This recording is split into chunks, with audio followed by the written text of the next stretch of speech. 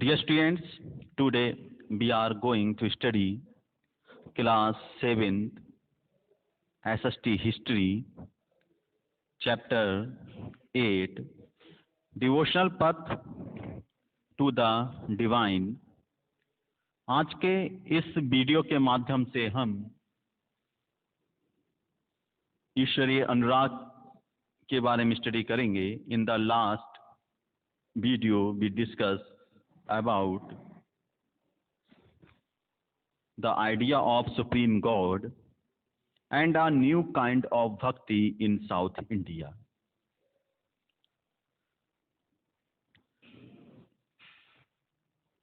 Now we discuss about Nayanar and Alvars. Nayanars और अलवर्स के बारे में यहाँ पर डिस्कस करते हैं। There were 63 Nainars who belonged to different caste backgrounds such as potters, untouchable workers, peasants, hunters, soldiers, Brahmans and chiefs. The best known among them were Appiyar, Sambandar, Sundarar, and Manikakasagara. There are two sets of completion of their song, Tebram and Turuvachkam. Alvar,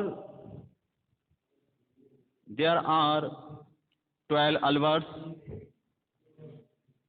who came from equally divergent backgrounds. The best known being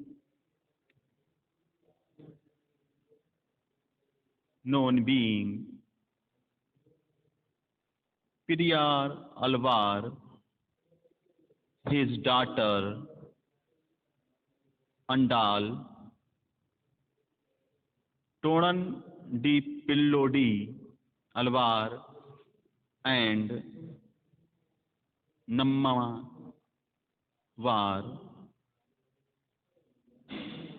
Their songs were complete in the Divya Prabandham. Nainar और अलवर कुल मिलाकर 63 यानी 63 नैनार ऐसे थे जो कुम्हार, अस्पृश्य, कामगार, किसान, शिकारी, सैनिक, ब्राह्मण और मुखिया जैसी अनेक जातियों में पैदा हुए थे। उनमें सर्वाधिक प्रसिद्ध थे अप्पार, समंदर, संदरार और मणिकसागर। उनके गीतों के दो संकलन हैं, तेबरम और तिरुवाचकम। अलवार संत संख्या में 12 थे। वे भी भिन्न भिन्न प्रकार की पृष्ठभूमि में से आए थे। उनमें से सर्वाधिक प्रसिद्ध थे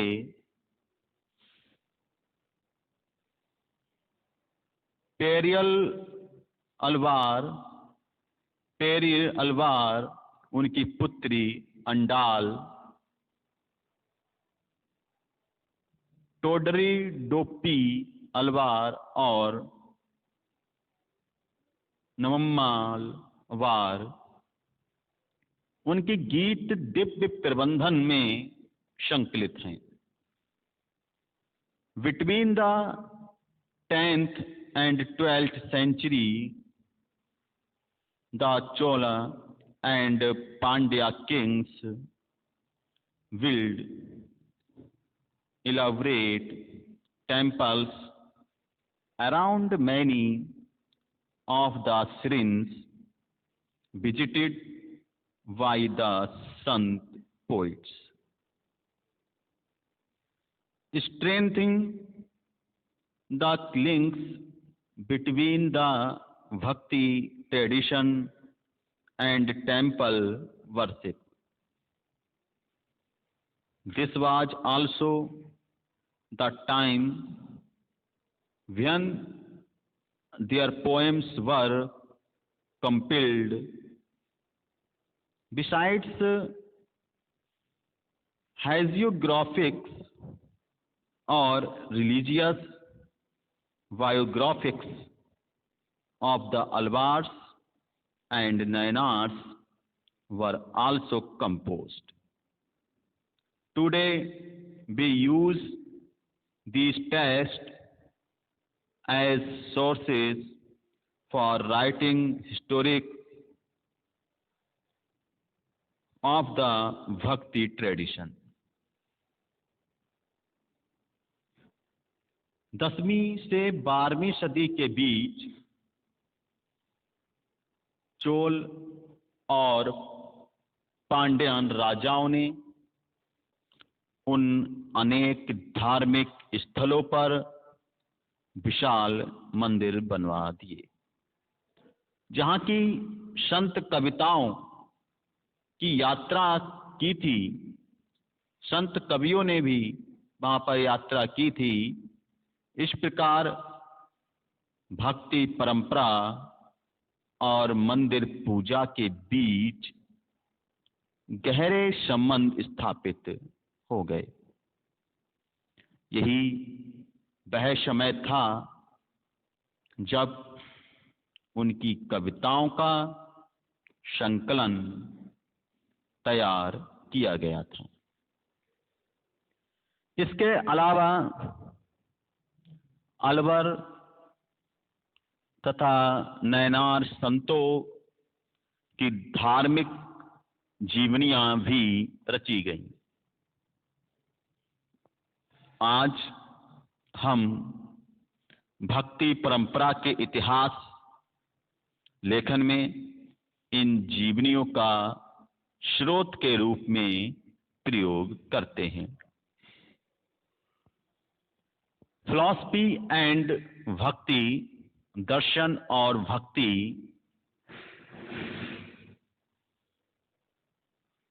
Shankara, one of the most influential philosophers of India, was born in Kerala in the 8th century.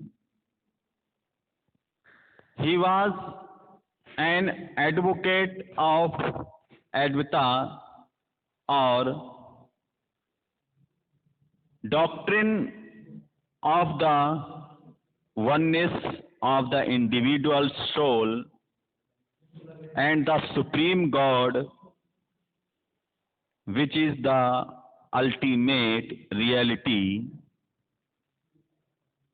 He taught that Brahman, the only or ultimate reality, was formless and without any attributes. He considered the world around us to be an illusion or Maya, and preached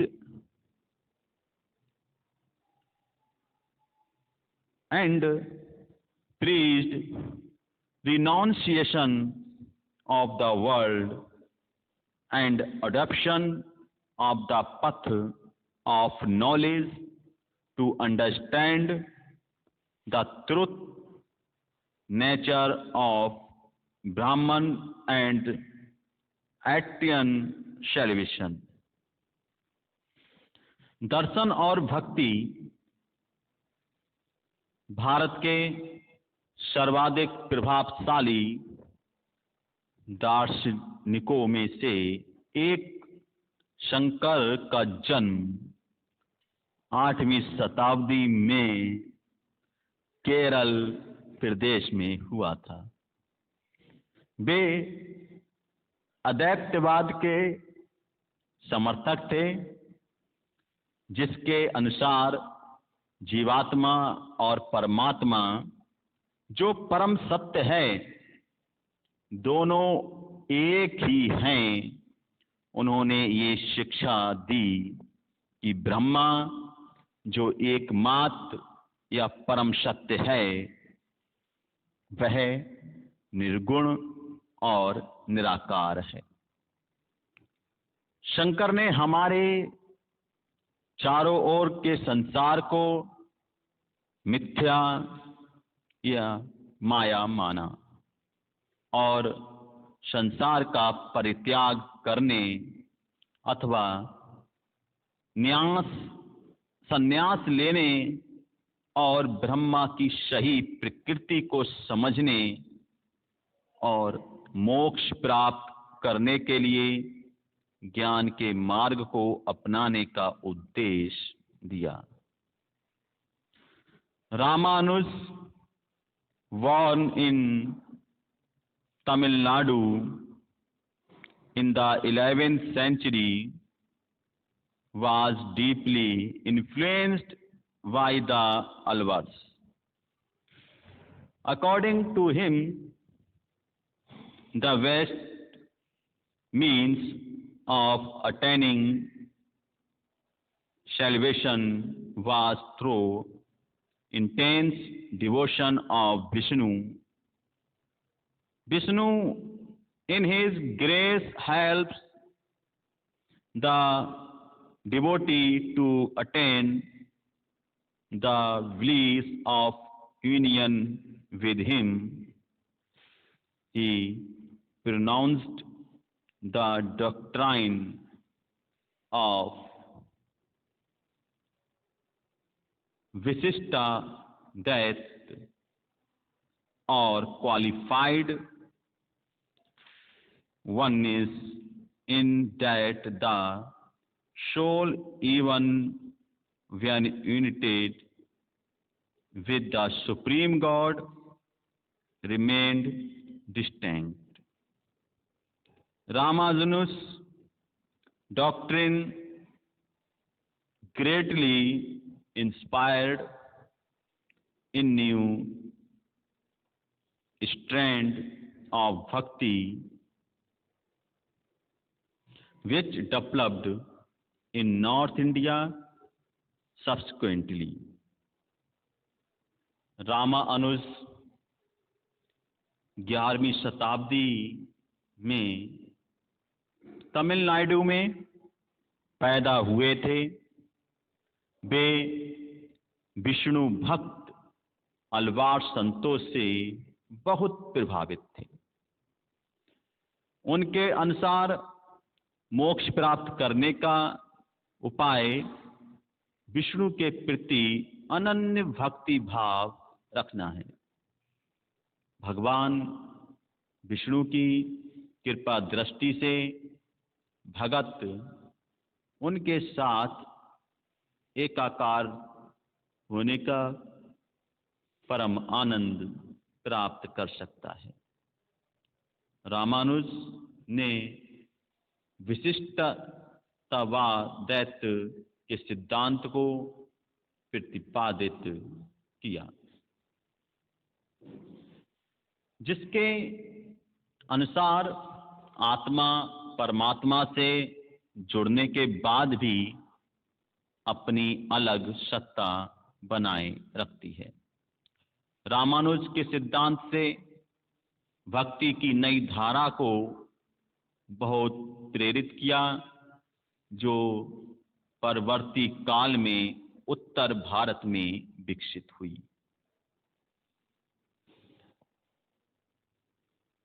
वशवन्ना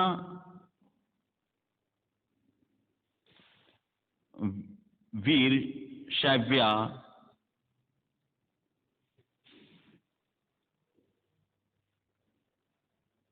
we noted earlier the connection between the Tamil Bhakti movement and temple worship.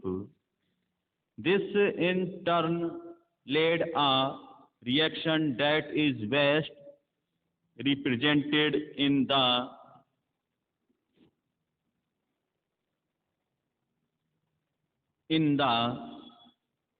Virshaiva movement